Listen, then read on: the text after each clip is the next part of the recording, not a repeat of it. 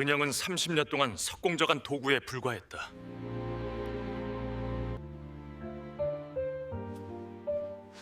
저희는 엄마를 선택할 수 없어요. 안녕하세요, 여러분. 오늘 들려드릴 이야기는 한 여성이 30년 만에 발견한 충격적인 진실에 관한 이야기입니다. 만약 여러분의 결혼 생활 전체가 거대한 사기극이었다면 어떻게 하시겠습니까? 사랑이라고 믿었던 것이 사실은 차가운 계약서 한 장에 불과했다면 말이죠. 이 이야기는 창작된 드라마이지만 현실에서도 충분히 일어날 수 있는 일들입니다. 끝까지 들어보시고 여러분의 생각을 댓글로 남겨주세요. 2024년 가을, 따뜻한 오후 햇살이 서울 강남의 한 고급 아파트 거실을 비추고 있었습니다. 하지만 58세 오은영 씨의 마음은 얼어붙어 있었죠. 30년간 살아온 이 집에서 그녀는 처음으로 자신이 이방인이라는 느낌을 받고 있었습니다. 사람들은 늘 그녀를 부러워했습니다. 시집 잘 간 복덩이, 대기업 회장 집안의 든든한 남편까지 얼마나 좋아하라고 말이죠. 친구들은 만날 때마다 은영이 너는 정말 팔자가 좋다 하며 부러워했습니다. 하지만 아무도 몰랐습니다. 은영 씨가 그 완벽한 시댁이라는 황금 감옥에서 30년간 숨이 막혀 살아왔다는 사실을요. 그녀의 하루는 시어머니의 눈치, 남편의 비위, 시댁 어른들의 기분을 살피는 것으로 시작해서 끝났습니다. 며칠 전 평소와 달리 시어머니가 차가운 미소를 지으며 말했습니다. 은영아, 내가 우리 집에 들어온 지 벌써 30년이야. 참 오래됐지. 이제 함부로 움직이면 안 돼. 알겠지? 그 말은 분명한 경고였습니다. 평소 우리 며느리라고 부르던 시어머니가 갑자기 내가 우리 집에 들어왔다고 표현한 것부터 이상했죠. 더 이상 알아보려 하지 마라. 입 다물고 있어라는 뜻이 숨어 있었습니다. 은영 씨는 그 순간 깨달았습니다. 지금까지의 평온함이 사실은 폭풍전야의 고요함이었다는 것을요. 무언가 거대한 비밀이 이 집안에 숨겨져 있고 자신이 그 비밀과 직결되어 있다는 직감이 들었습니다. 어린 시절의 기억들. 그날 밤 은영 씨는 어린 시절을 떠올렸습니다. 친정이 갑자기 몰락했을 때의 기억이었죠. 아버지는 하루아침에 사업이 망했다며 집안이 뒤숭숭해졌고 그때 어머니가 울면서 말했던 기억이 났습니다. 은영아, 우리가 너를 좋은 집에 보내야겠다. 그래야 우리 가족이 살 수 있어. 당시 20살이었던 은영 씨는 그 말의 진짜 의미를 몰랐습니다. 단순히 경제적으로 어려워진 집안을 위해 좋은 집안으로 시집가라는 뜻으로만 이해했죠. 하지만 지금 생각해보니 어머니의 표현이 이상했습니다. 시집 보낸다가 아니라 보낸다고 했거든요. 마치 물건을 어디론가 보내는 것처럼 말이죠. 운명을 바꾼 대화를 엿듣게 된 것은 순전히 우연이었습니다. 은영 씨가 늦은 밤 화장실을 가려고 복도를 지나는데 서재에서 불빛이 새어나오고 있었죠. 평소 그 시간에는 모두 잠자리에 들었는데 이상했습니다. 문틈으로 들려온 대화가 그녀의 인생을 송두리째 뒤흔들었습니다. 시어머니의 급박한 목소리가 들렸습니다.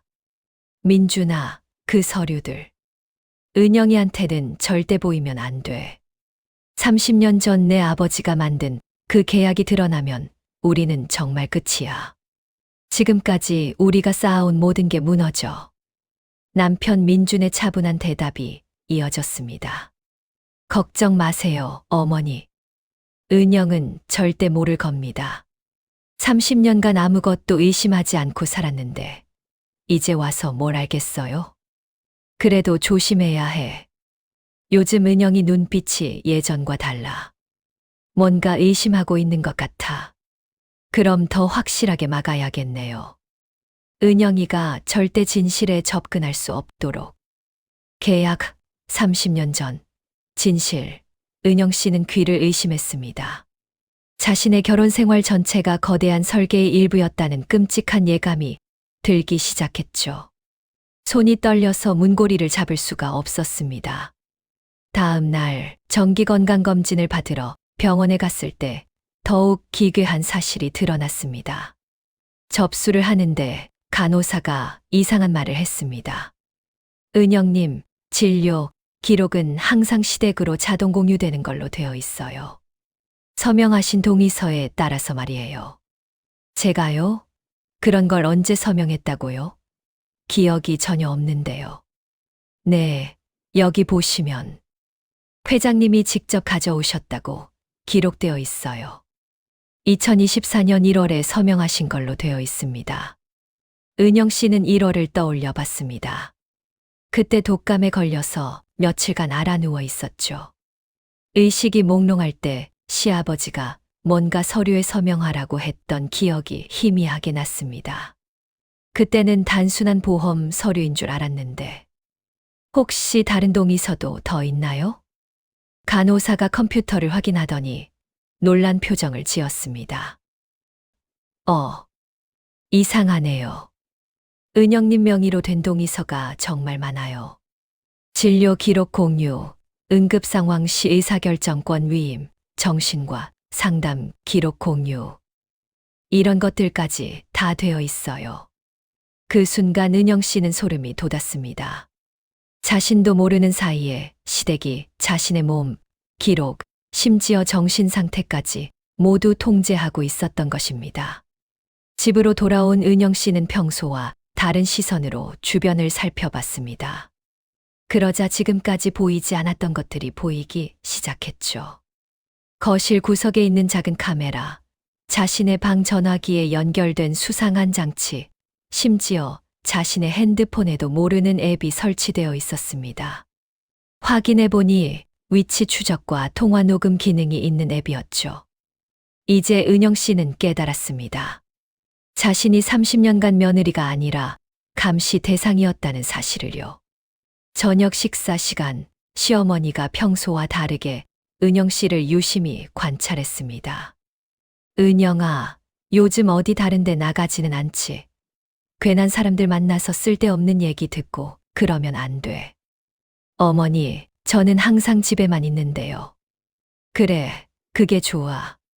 우리 집 며느리는 밖에서 이상한 소리 듣고 다닐 필요 없어. 집에서 조용히 있는 게 제일이야. 그 말투에서 은영 씨는 확신했습니다. 시어머니가 자신을 의심하고 있다는 것을요. 며칠 후 시댁 식구들이 모두 외출한 틈을 타서 은영 씨는 용기를 내어 시아버지의 서재를 뒤져보기로 했습니다. 30년간 출입금지 구역이었던 그곳에 답이 있을 거라는 직감이 들었죠. 서재는 마치 박물관 같았습니다. 온갖 고급 서적들과 골동품들이 진열되어 있었고 한쪽 벽에는 거대한 금고가 자리 잡고 있었습니다. 금고 비밀번호를 맞춰보려고 여러 숫자를 입력해 봤지만 열리지 않았습니다. 그런데 문득 결혼식 날짜를 입력해 보니 딸깍 소리와 함께 금고가 열렸습니다. 금고 안에는 여러 서류들이 정리되어 있었는데 그 중에서도 노란 봉투에 들어있는 계약서가 눈에 띄었습니다. 봉투에는 오은영 관련 극비라고 적혀 있었죠. 손이 떨리는 것을 억지로 진정시키며 계약서를 펼쳐봤습니다. 그리고 그 내용을 본 순간 은영 씨는 현기증을 느꼈습니다. 채무상환 계약서. 채권자 김대호 현재의 시아버지. 채무자 오정수 은영의 친정아버지. 채무 금액 50억 원. 상환 조건 채무자가 가장 귀중한 것을 담보로 제공한다. 그것은 인간일 수 있으며 해당 인간은 채권자의 요구에 30년간 절대 복종한다. 담보 대상 오은영 채무자의 장녀. 특별 조항 담보 대상은 계약 내용을 알아서는 안 되며 만약 알게 될 경우 즉시 제거한다. 그 담보가 바로 은영 씨 자신이었습니다. 친정 아버지가 사업 실패로 50억 원의 빚을 지게 되었을 때 그는 딸을 담보로 내놓았던 것입니다. 은영 씨의 결혼은 사랑도 선택도 아니었습니다. 그저 빚을 갚기 위한 냉혹한 거래였던 거죠. 계약서 아래에는 더 많은 서류들이 있었습니다. 오은영 관리 매뉴얼이라는 제목의 문서에는 은영 씨를 어떻게 통제할 것인지에 대한 구체적인 계획이 적혀 있었습니다. 사회적 관계 차단, 친구들과의 만남 최소화, 경제적 의존 상태 유지, 개인 통장 관리 금지, 정보 접근 제한, 가족 관련 중요, 정보 차단, 심리적 통제, 지속적인 감시와 압박. 마지막 페이지에는 시아버지의 친필로 이런 메모가 적혀 있었습니다. 30년 후 계약 만료 시 오은영의 처리 방안을 결정할 것. 필요시 영구 격리도 고려. 그날 저녁 진실을 알게 된 은영 씨가 남편 민준을 불러 조심스럽게 물어봤습니다. 여보, 우리 결혼이 혹시 정말 사랑해서 한 건 맞죠? 민준은 잠시 멈칫하더니 차갑게 웃으며 대답했습니다. 은영아, 이제 와서 그런 걸 왜 물어? 30년이나 지났는데. 그냥 궁금해서요. 처음 저를 봤을 때 어떤 기분이었는지. 솔직히 말하면 넌 우리 가문을 안정시키기 위한 필수 요소였어. 사랑, 우린 그런 감정으로 결혼하지 않았다고. 그럼 저는 뭐였나요? 도구지. 아주 중요한 도구. 우리 집안의 비밀을 지키고 대외적으로는 완벽한 가정을 연출하는 역할을 하는. 그 순간 은영 씨는 깨달았습니다. 이 집안에서 자신은 단 한 번도 사람으로 취급받은 적이 없었다는 사실을요. 은영 씨는 더 깊이 파고들기 시작했습니다. 친정 아버지의 사업 실패가 정말 우연이었는지 의심스러웠거든요. 오래된 신문 기사들을 찾아보니 아버지의 사업 실패에는 의도적인 조작이 있었다는 정황들이 발견됐습니다.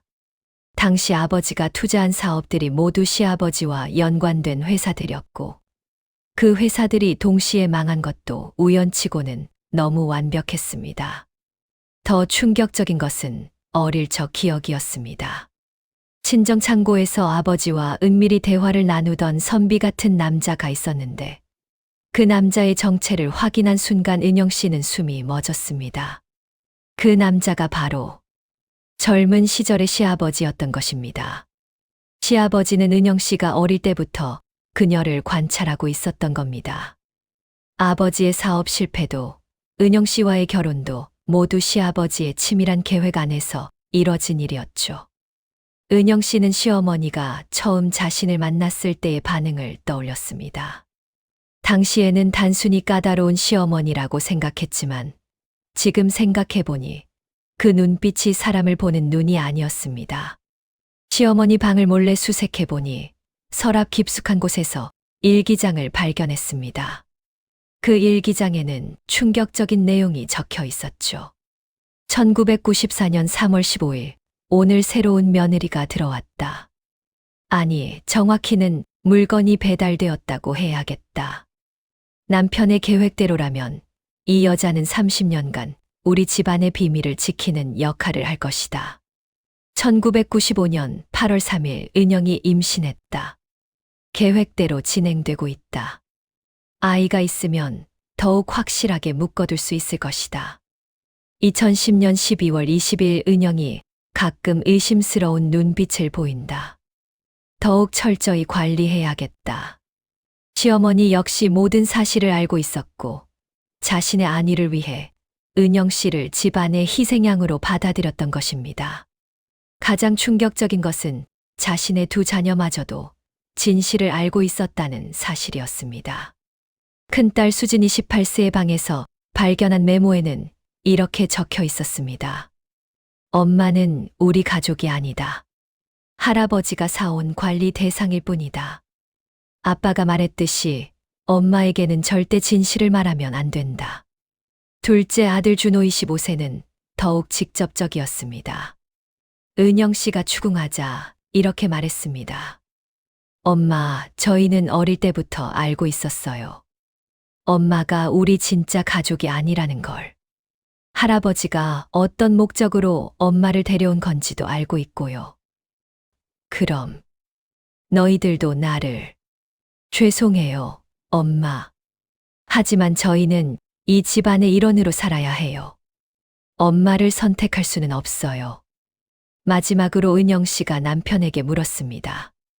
민준 씨, 단 한 번이라도 나를 진짜 아내로 사랑한 적이 있나요? 단 한순간이라도. 민준은 길게 침묵하더니 비웃으며 대답했습니다. 사랑, 그건 드라마나 소설에서나 나오는 얘기지. 넌 그냥 30년짜리 장기 프로젝트의 핵심 담당자였을 뿐이야. 그것도 아주 성공적인. 그럼 우리 아이들은? 아이들, 그것도 계획의 일부였어. 아이가 있으면 내가 절대 이 집을 떠날 수 없을 거라고 생각했거든. 그 말이 은영 씨의 30년 인생을 완전히 무너뜨렸습니다. 아니, 정확히 말하면 진짜 인생을 되찾을 용기가 시작된 순간이었죠. 은영 씨는 더 이상 당하고만 있지 않기로 결심했습니다. 30년간 축적된 모든 증거를 수집해서 완벽한 반격을 시작했죠. 먼저 계약서와 모든 관련 서류들을 복사해서 안전한 곳에 보관했습니다. 그리고 시댁의 불법 감시 장비들을 역으로 이용해서 그들의 대화를 녹음하기 시작했습니다. 시아버지가 다른 사업가들과 나누는 대화를 들어보니 은영 씨 같은 계약 결혼 사례가 여러 건 더 있다는 사실도 알게 됐습니다. 모든 증거가 준비되자 은영 씨는 단계적으로 반격을 시작했습니다. 첫째, 탐사보도로 유명한 언론사에 모든 자료를 제보했습니다. 둘째, 인권 변호사를 통해 불법 감금 및 인신매매 혐의로 고발장을 제출했습니다. 셋째, 시댁 명의로 되어 있던 모든 재산에 대해 처분 금지 가처분 신청을 냈습니다. 넷째, 해외 비자금 계좌 정보를 국세청과 금융감독원에 신고했습니다. 은영 씨의 반격이 시작되자 시댁 식구들은 패닉 상태에 빠졌습니다. 시아버지는 처음에는 협박을 시도했습니다. 은영아, 내가 지금 뭘 하고 있는지 알아. 이 일이 터지면 너도 무사하지 못해. 내 아이들 앞날도 생각해봐. 하지만 은영 씨는 더 이상 그런 협박에 굴복하지 않았습니다. 아버님, 30년 동안 저를 속이고 이용하셨잖아요. 이제 그 대가를 치르실 때입니다. 상황이 심각해지자 시어머니는 자신의 생존을 위해 시아버지를 배신했습니다. 시아버지의 범죄 증거들을 은영 씨에게 넘기면서 이렇게 말했습니다. 은영아, 미안해. 나도 어쩔 수 없었어. 남편이 하자는 대로 할 수밖에 없었다고. 이 서류들을 가져가. 남편의 다른 범죄들도 다 들어있어. 은영 씨의 이야기가 언론에 보도되자 사회적으로 큰 파장이 일었습니다. 대기업 회장, 50억 빚담보로 여성을 30년간 감금. 현대판 인신매매, 충격적인 계약 결혼의 실체. 30년간 속아 살아온 여성의 용기 있는 고발. 시아버지는 결국 인신매매, 불법 감금, 탈세 등의 혐의로 체포되었고 회사도 큰 타격을 입었습니다. 이혼 절차를 진행하면서 남편과 마지막 대화를 나눴습니다. 민준, 은영아, 정말 이렇게까지 할 거야? 우리가 30년을 함께 살았는데. 은영, 30년을 함께 살았다고요? 당신은 저와 함께 산 게 아니라 저를 이용해서 산 거예요. 민준, 그래도 아이들을 생각해서. 은영, 아이들은 이미 당신 편을 선택했잖아요. 저는 이제 저 자신을 선택할 거예요. 아이들과의 관계. 가장 아픈 부분은 아이들과의 관계였습니다. 두 자녀 모두 시댁을 선택했고 은영 씨와는 연락을 끊었습니다. 큰딸 수지는 마지막에 이렇게 말했습니다. 엄마, 저는 엄마를 미워하지 않아요. 하지만 저는 이 집안에서 태어나고 자랐어요. 엄마의 선택을 존중하지만 저는 다른 길을 갈 거예요. 둘째 아들 준호는 더욱 냉정했습니다. 엄마가 진실을 폭로한 것 때문에 우리 가족이 다 망했어요. 이해할 수 없어요. 은영 씨는 아이들을 잃는 아픔을 감수하면서도 자신의 길을 선택했습니다.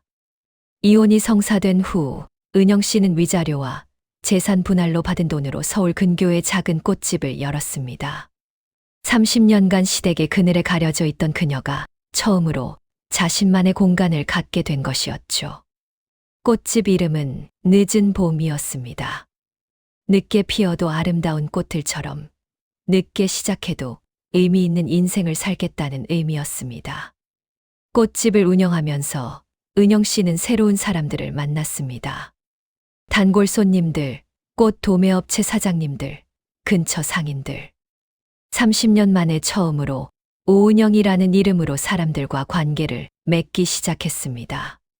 특히 옆집 카페를 운영하는 60세 호랍이 박상호 씨와는 좋은 친구가 되었습니다. 상호 씨는 은영 씨의 이야기를 들은 후 이렇게 말했습니다. 은영 씨, 58세에 새로 시작한다는 게 쉽지 않았을 텐데. 정말 대단해요. 저도 아내를 잃고 나서 새로 시작하는 게 얼마나 어려운지 알거든요. 은영 씨는 심리 상담도 받기 시작했습니다. 30년간 억눌렸던 감정들을 정리하고 새로운 삶을 위한 준비를 하기 위해서였죠. 상담사는 말했습니다. 은영 씨는 30년간 가스라이팅을 당하셨어요. 자신의 감정과 판단을 믿지 못하게 만들어진 거죠. 이제 천천히 자신을 되찾아 가시면 됩니다. 은영 씨는 자신과 비슷한 처지의 여성들을 돕는 활동도 시작했습니다. 가정폭력이나 경제적 착취를 당하는 여성들을 위한 상담, 봉사활동에 참여했죠. 제가 겪은 일이 헛되지 않으려면 다른 분들이 저처럼 오랫동안 속지 않도록 도와야 한다고 생각해요. 꽃집을 연 지 1년이 지나자 은영 씨는 완전히 다른 사람이 되어 있었습니다. 표정도 밝아졌고 말투도 자신감이 넘쳤습니다. 어느 날 상호 씨가 물었습니다. 은영 씨, 후회하지 않아요? 안정된 삶을 버리고 이렇게 힘들게 사는 것. 은영 씨는 웃으며 대답했습니다. 안정된 삶이요? 그건 안정이 아니라 감옥이었어요. 지금이 비록 경제적으로는 어렵지만 처음으로 제가 살고 있는 것 같아요. 은영 씨의 꽃집은 이제 동네에서 유명한 곳이 되었습니다. 특히 어려운 상황에 처한 여성들이 조용히 찾아와서 상담을 받고 가는 곳으로도 알려졌죠. 어느 날 30대 초반의 젊은 여성이 꽃집에 들어왔습니다. 그 여성은 눈물을 글썽이며 말했습니다. 사장님, 저도 사장님처럼 용기를 낼 수 있을까요? 저희 시댁도 저를 사람 취급하지 않아요. 은영 씨는 그 여성의 손을 잡으며 말했습니다. 괜찮아요. 늦었다고 생각할 때가 가장 빠른 때예요. 저는 58세에 시작했지만 당신은 더 젊잖아요. 2년이 지나자 큰딸 수진이 꽃집에 찾아왔습니다. 엄마, 미안해요. 그때는 제가 너무 어렸어요. 괜찮아, 수진아. 너도 어쩔 수 없었을 거야. 엄마가 하신 일이 옳았어요.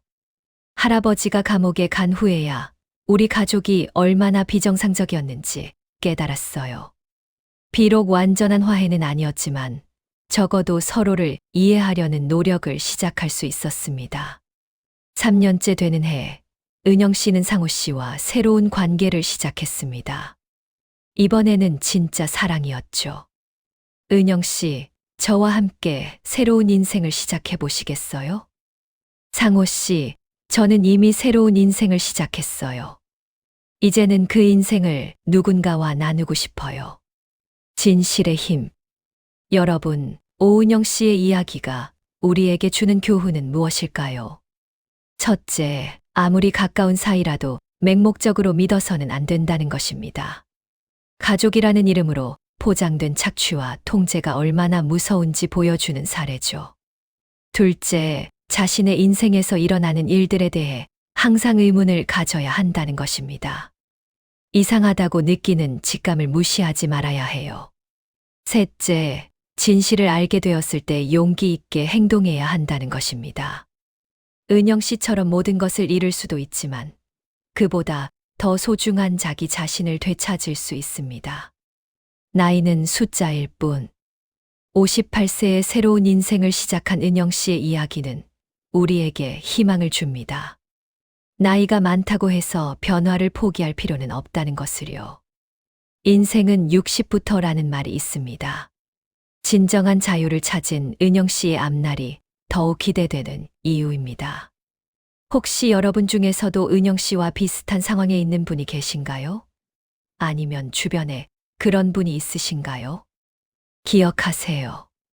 진실을 아는 것이 아프더라도 거짓 속에서 사는 것보다는 낫습니다.